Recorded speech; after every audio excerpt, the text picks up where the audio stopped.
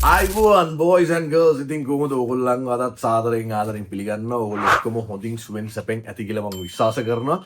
ඉතින් කලින් වීඩියෝස් බලලා තිබ්බා. ඒවට ප්‍රතිචාර හොඳට තිබ්බා. කලින් මම අන්තිමට දාපු වීඩියෝ එක හොටෙල් කැලිෆෝනියාගේ ලිරිකල් ඇනලිසිස් එක ලිරික්ස් මොනවාද ඒකේ තේරුම කියලා මීනිය එක ගැන. ඉතින් බොහොම ස්තුතියි ඕගොල්ලෝ දක්වලා තිබ්බ පොසිටිව් ප්‍රතිචාර වලට සහ ඊට කලින් කරපු චිත්‍රා සෝමපාලගේ වෝකල් ඇනලිසිස් එක සම්බන්ධයෙන් සහ ඊට පස්සේ ඔයගොල්ලෝ දාලා තිබ්බ සජෙෂන්ස් කරන්න කියලා මේ ඒ කියන්නේ මියුසිකල් ඇනලිසිස් වෝකල් ඇනලිසිස් එතකොට ලිරිකල් ඇනලිසිස් කරන්න කියලා එක එක සජෙෂන්ස් දාලා තිබ්බ සිංහල ඉංග්‍රීසි අරවා මේවා සමහරව ඉංග්‍රීසි විතරක් කරන්න කියලා තිබ්බ සමහරව සිංහලයවත් ගේන්න කියලා තිබ්බ සමහරව තව තව භාෂාවල ඒක ගේන්න කියලා තිබ්බා. ඉතින් guys මියුසික් කියන්නේ ඒ කියන්නේ රොක් ඇන් රෝල් විතරක් ගත්තාම මාර වාස්ට් ස්ටඩි එකක් සහ මියසික් ඕවරෝල් ගත්තාම එක ඉට වඩා ලොකු ස්ටඩිය එක අපි මේ පොඩි නියන් සාගරයක චූටි වතුර බින්දුවක් වගේ කොටසක් විතරයිම කතා කරන්නේ. ඉතින් මට මැරණකම් කොන්ටෙන්ට් කරන්න ඕන තරම් ටොපික්ස් තියෙනවා. මම ඔය හැම එකක්ම පුළුවන් හැම එකක්ම ගේනවා. හරි. ඉතින් අපි වැඩි බයිලා ගහන්න නැතුව කතාවට යන්න.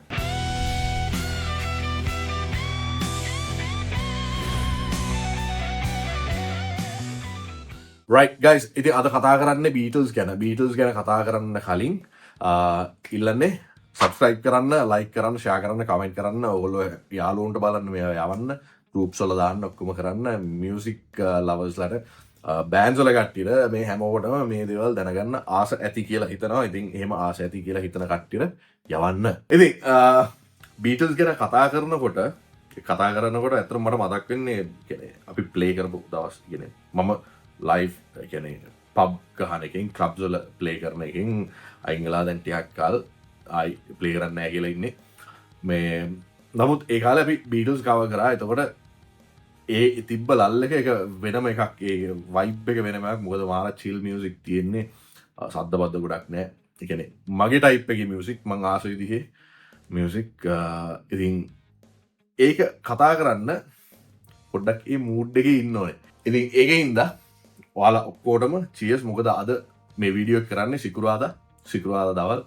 මේ ඒකින්ද Friday is always like this. ඉතින් චියර්ස් ඔයගොල්ලෝ හැමෝටම. මොකද මම දන්නවා මේ වීඩියෝස් සමහර කට්ටිය පොඩි අඩියක් ගහන ගමන් බලන්නේ. මේ ඒකින්ද ෂොට් එකක් දාමු. right guys ඉතින් Beatles කියන්නේ 60s වල බිහිවන rock band එකක්.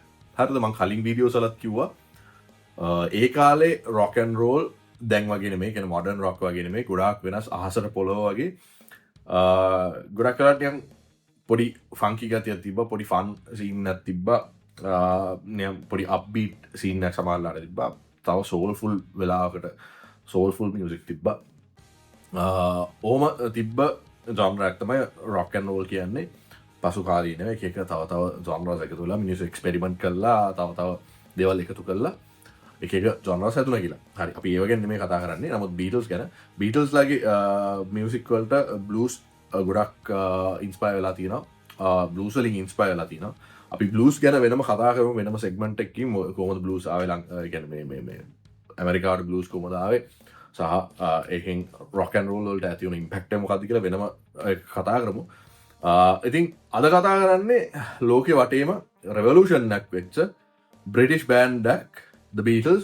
old school musicians ලා youngsters ලා ඔය හැම කෙනෙක්ම මම හිතන්නේ ආදරය කරන බෑන්ඩ් එකක්. කවුරුත් Beatles ලාට අකමැති නැතුව ඇති.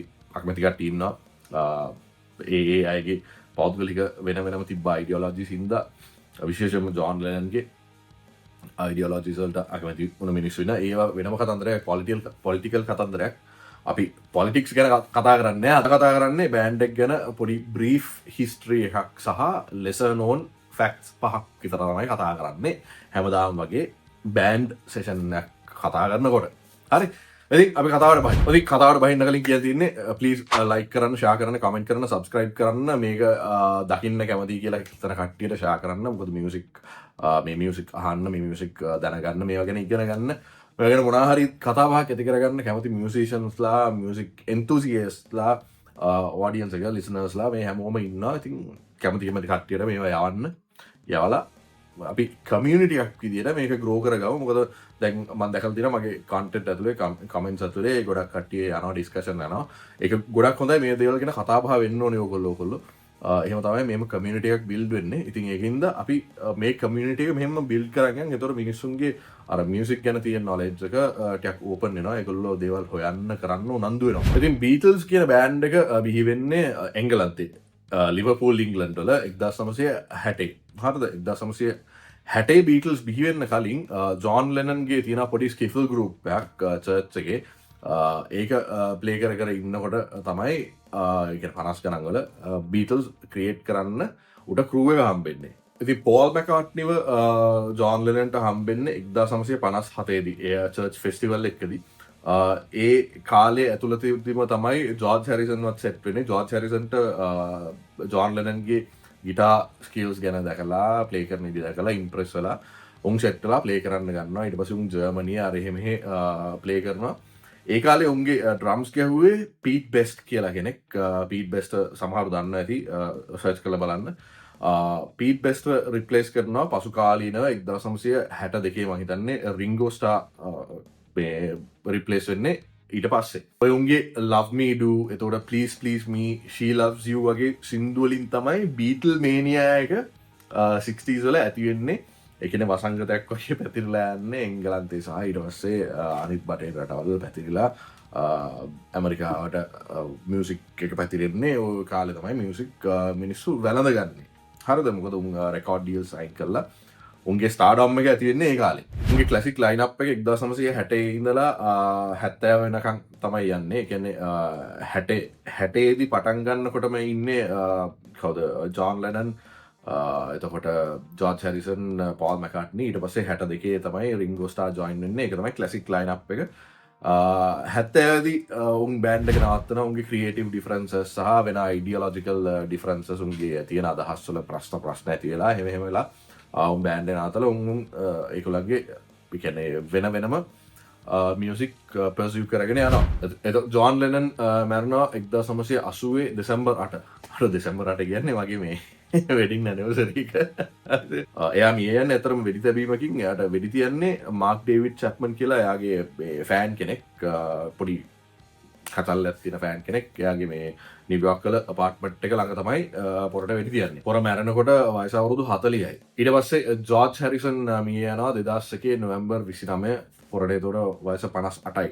මම හිතන්නේ පොර මැරෙන්නේ ලං කැන්සර් එකකින්. ඇඟ පුරා කැන්සර් එක ස්ප්‍රෙඩ් වෙලා ඊට පස්සේ මොළේට එනකන් කැන්සර් එක ස්ප්‍රෙඩ් වෙලා අවසානයේ පොර මිය යන්නේ. මොකද පොර ඇවිල්ලා චේන් ස්මෝකර් කෙනෙක්. ඉතින් ඒකෙන් තමයි ජෝර්ජ් හැරිසන් මැරෙන්නේ. දැනට ඉතුරු වෙලා ඉන්න එකම මෙම්බර්ස්ලා දෙන්න ඇවිල්ලා පෝල් මැකාට්නි සහ රින්ගෝ ස්ටාර්. පෝල් මැකාට්නිට දැන් වයස 83යි. රින්ගෝ ස්ටාර්ට වයස 84යි. අවුරුද්දක වෙනසක් තියෙන්නේ දෙන්නගෙම. මේ දෙන්නටම නයිට්හුඩ් එක හම්බෙලා තියෙන්නේ. ඉතින් ඒ දෙන්නගෙම නමේ ටයිටල් එකට ඉස්සරහින් සර් කියන කෑල්ල, ශ්‍රීමත් කියන කෑල්ල එනවා. සර් පෝල් මැකාට්නි සහ සර් රින්ගෝ ස්ටාර් කියන එක 1997 තමයි පෝල් මැකාට්නිට නයිට්හුඩ් එක හම්බෙන්නේ. ක්වීන් එලිසබෙත් 2, ඒ කියන්නේ දෙවෙනි එලිසබෙත් රජුණගෙන් තමයි නයිට්හුඩ් එක හම්බෙන්නේ. ඊට පස්සේ 2018 රින්ගෝ ස්ටාර්ට නයිට්හුඩ් එක හම්බෙනවා. දැන් දෙන්නම නයිට්ස්ලා. බීටල්ස්ලගේ ජොන්රස් ගත්තොත් උන්ගේ මේන් ජොන්රස් ඇවිල්ලා රොක් ඇන්ඩ් රෝල්, පොප් රොක්, එතකොට සයිකඩෙලික් රොක්, ඊට පස්සේ ෆෝක් රොක් සහ ආර්ට් රොක්. හරිද? මේ තමයි මේගොල්ලන්ගේ මේන් ජොන්රස් එක. මේවා අතරේ තමයි උන්ගේ එක්ස්පෙරිමෙන්ටල් මියුසික් ඔක්කොමත් හැදෙන්නේ.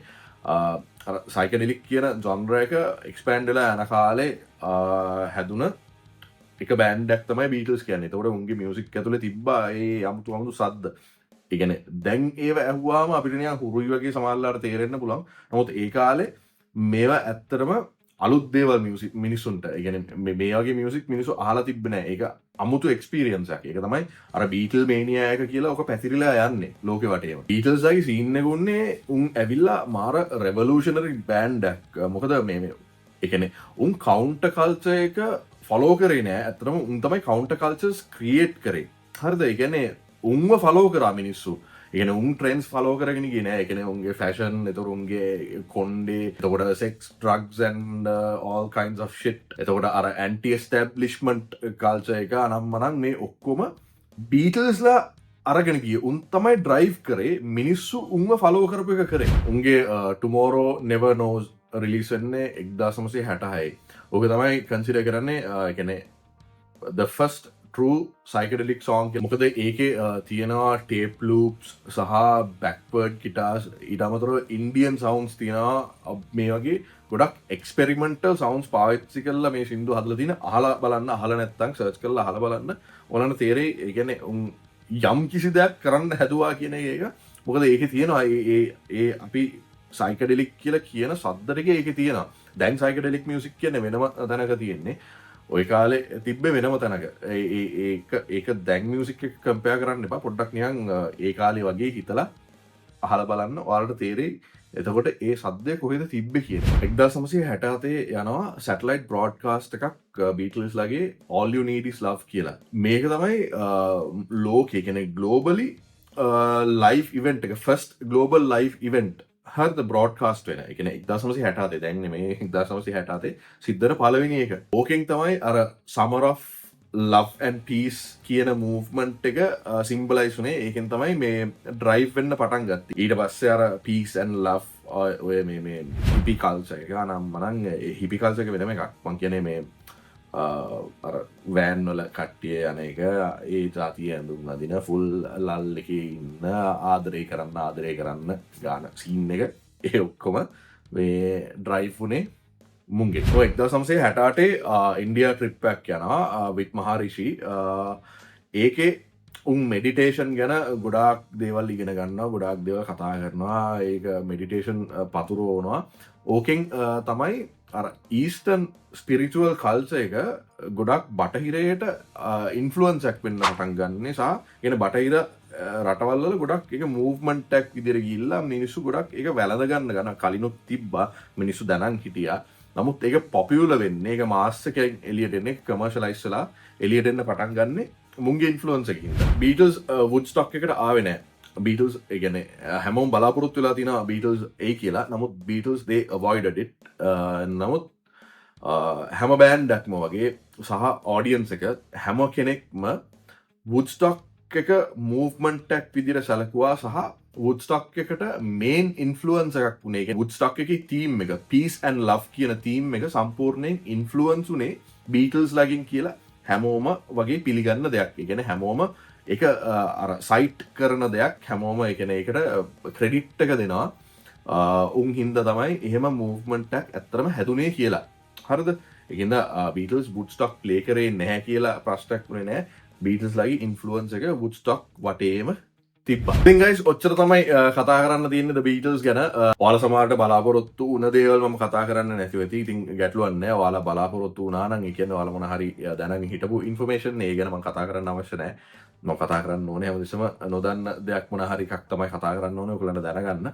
සහ මෙතනින් එහාට ඔයාලගේ ඉන්ට්‍රස්ට් එක ස්පාර්ක් වුණොත් එම ඔයාලට ගිහිල්ලා හොයලා බලන්න පුළුවන් බීටල්ස් කියන්නේ මොන වගේ බෑන්ඩ් එකක්ද කියලා. බීටල්ස් කියන්නේ ඇත්තම මාර රෙවොලූෂනරි බෑන්ඩ් එකක් ලෝකෙ වටේම තරුණ දර්ශනයන් අතරේ සහ ආර්ට් මියුසික් ඇතුලේ කල්චරල් වයිස් මාර පෙරලියක් කරපු ලොකු වෙනස්කම් ගොඩාක් කරපු බෑන්ඩ් එකක්. ගොඩාක් දේවල් වලට ඉන්ෆ්ලුවන්ස් වුණා, පොලිටික්ස් වලට ඉන්ෆ්ලුවන්ස් වුණා බෑන්ඩ් එකේ කල්චර් එක. ඉතින් හොයලා බලන්න මාර ඉන්ට්‍රස්ටිං. ඔයාලට මේවා ගැන කියවද්දී හොයද්දී වීඩියෝස් බලද්දී ඉගෙන ගන්න දැනගන්නවා. මියුසිෂියන් කෙනෙක් නම් ඔයා මේගොල්ලන්ගේ මියුසික් ප්ලේ කරනවා නම් ප්ලේ කරලා විතරක් නවත්තන්න එපා. හිස්ටරි එක, බෑග්ග්‍රවුන්ඩ් එක ඒවත් පොඩ්ඩක් නිකන් හොයලා බලන්න. මාර ඉන්ට්‍රස්ටිං. ඉතින් අඩු ගානේ ෂොට් එකක් දාන වෙලාවට හරි කතා කරන්න ඕගොල්ලන්ට දෙයක් තියෙනවා යාළුවොත් එක්ක එහෙම වුණාම. ඉතින් guys ඔච්චරයි කියන්න තියෙන්නේ. බලන් හිටියට thank you very much. subscribe පාරක් දාන්න, share කරන්න, like කරන්න, comment කරන්න. ඉතින් ලබන සතිය අරන් ඉන්නේ ජර්මන් කතාවක්. හරිද? ඔයගොල්ලෝ දන්න කියන නමක් මම වැඩි කියන්නේ නැහැ. චූටි හින්ට් එකක් විතරයි දෙන්නේ. මේක කියපු ගමන් ඔයගොල්ලෝ දන්න ඉතින් ජර්මන් කියපු ගමන් මොකක්ද ලබන සතියේ එන්නේ කියලා comment එකක් දාන්න දන්නවනම් සමහරට ඔයගොල්ලෝ හිතන එක නෙමෙයි වෙන්නත් පුළුවන්. සමහරට ඔයගොල්ලෝ හිතන එකම වෙන්නත් පුළුවන්. සමහරට ඔයගොල්ලෝ කාලයක් තිස්සේ බලාපොරොත්තුෙන් හිටපු එකක් වෙන්නත් පුළුවන්. ඒකින්ද රැදිලා ඉන්න, කමෙන්ට් එකක් දාගෙන යන්න, ලයික් කරන්න, ෂෙයා කරන්න, සබ්ස්ක්‍රයිබ් කරන්න. ඉතින් එහෙනම් ලබන සතියේ එනකම් අපි cheers.